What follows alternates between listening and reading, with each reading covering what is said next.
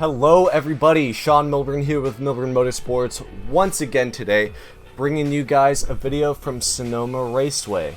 So this was a couple weekends ago. I went out to Sonoma. We were out there for testing and tuning with the Acura RSX. Things didn't really go according to plan. They didn't really go the way that we were anticipating them.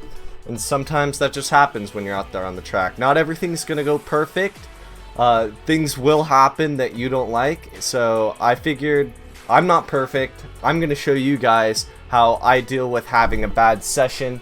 The different kind of aspects of what goes wrong and why it went wrong, analyzing that so that potentially in the future we can make sure that those mistakes don't happen again. So without further ado, let's go ahead and get on into the footage.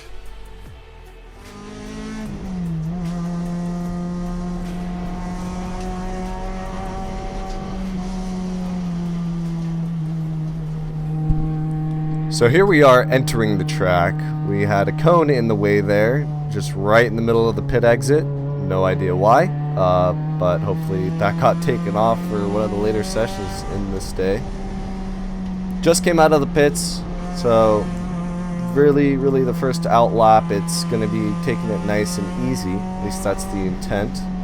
I had a couple other sessions in this day with the RSX, and all day I just felt betrayed by this car. It was like 7 seconds slower than it should be. On practice tires, of course, but even on those practice tires, it shouldn't be that slow. You can just visually see my wheel input and the way that the car wants to head. It has no grip. Like, it just constantly understeered the whole day. Edgar goes ahead and gives me a point by here, but I was a little hesitant to pass him because I know I'm not going to be doing faster lap times than he will, but I will stay in front of him until he decides he wants to get by me again. This is HPD E4 and TT group for NASA NorCal. So all of these drivers on the track right now, they all know what they're doing. They are all higher level drivers in terms of their experience, just based off of the group that they're in. It's open passing. Right here, look at that wheel input. The car would not stay on the track. I was going about 85 miles an hour maybe, when normally that corner entry is about 105, 110. And it just wouldn't stay on the track.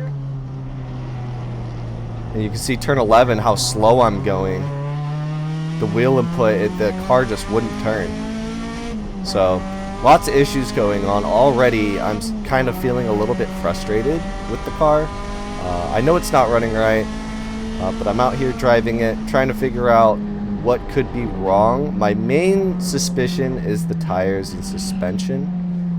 Perhaps something isn't aligned properly, or these tires are just at the end of their life. Look at that turn 2. I'm just really not feeling the way that this car is driving.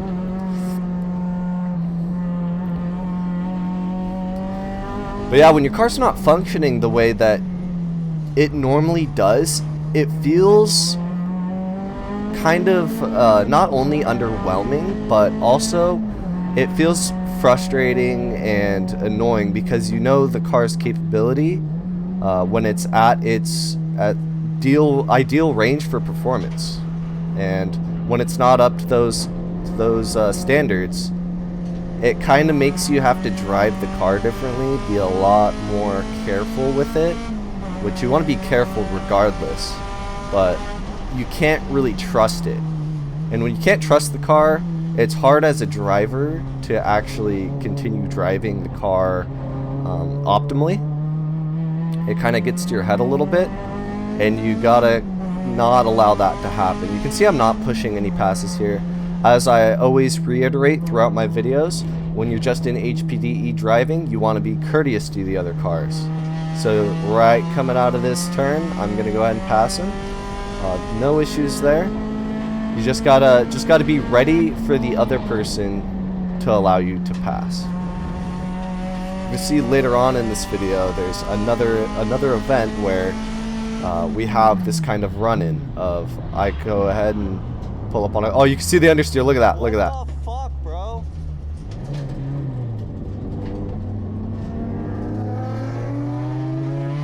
the brakes would not hold. I almost ended up going into the wall, braking very early in the corner, going way slower than normal, and the brakes would not want to work. Every single time I tried to rest my foot on the brake, it immediately locked up the brakes. Like, immediately locked up the brakes.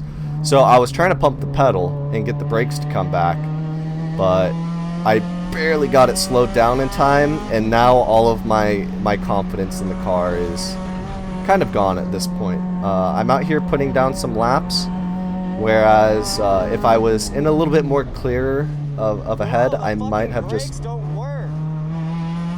brought the car in. You can audibly hear my frustration even still.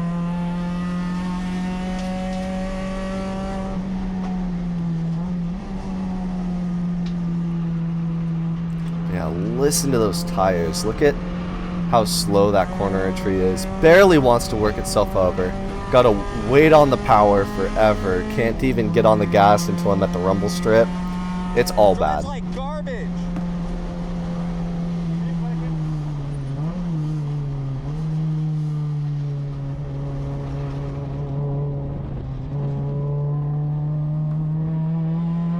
I have my buddy Calvin out in the car with me. He wanted to go for a ride in the RSX, which was another reason I brought the car out. And I'm also showing him a bit more about the way that Sonoma works, because it was his first time here on this day.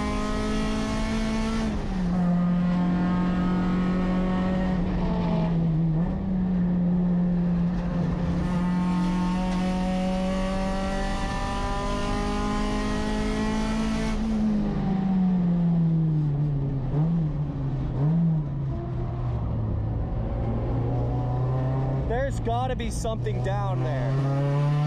I'm gonna go ahead and skip forward a lap so we can go ahead and get into the other incident of this session. So we are coming out of turn 10. I got a little bit of traffic in front of me here, which there's no real issue with that. I'm not holding a very good pace at all.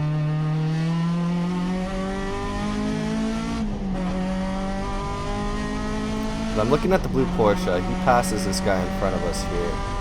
And it looks like even with my slower pace, I'm coming up on him really quick. So I'm just going to stay behind him for a sec. He gets the passing flag right here and right here at turn 2. Showing the driver that there's a car behind him waiting to pass. I'm waiting.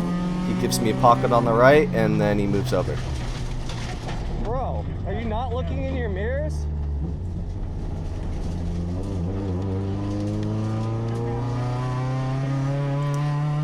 So it's a good thing I had a good runoff to just be able to drive off the track, and we weren't going all too fast, so there was really no harm in going off there. But it just built on top of that frustration that I already had for this day. I did sit behind him and give him plenty of time to see me. He had plenty of warning from the flag stations, and he was visually staying over on that left side offline, so I figured he was just going to let me scoot on under him, and that obviously wasn't the case. He moved over to get back online as I was nudging forward to go ahead and attempt to pass, to just get on by him, and had to divert to avoid a collision. While you're on these tracks, it's always good to have an understanding of where your runout zones are, where the best place to head is if you have some kind of incident. Knowing where you're going to go if something happens is pretty important, because when you're in that split-second decision making, you only get about 5 milliseconds to think about where you want to go. So it's got to be kind of reactionary based off of previous experience. So I catch him again, and I'm just sitting behind him. I have no intention of passing him this time around, because session's just about over. The car's kind of done. I'm kind of done. Watch, I bet he has no idea. Yeah, by the way he was driving there, it was very obvious he wasn't paying attention to the flag stations or his mirrors. I'm gonna bring it in. He really had no idea I was there. So that's going to be all for today's video. I hope you guys learned something from that. I know I did. Capturing your footage and reviewing it is probably one of the best things you can do on the track, because when you're in the heat of the moment on the track versus sitting at your computer, relaxing, watching what happened, it's two different things. You can review and then be able to analyze what you did wrong and how to fix it for the next time. So it's been Sean Milburn with Milburn Motorsports. If you guys want to see anything in specific, let me know in the comments down below. Leave a like if you enjoyed it. I'll see you guys in the next video. Have a great day.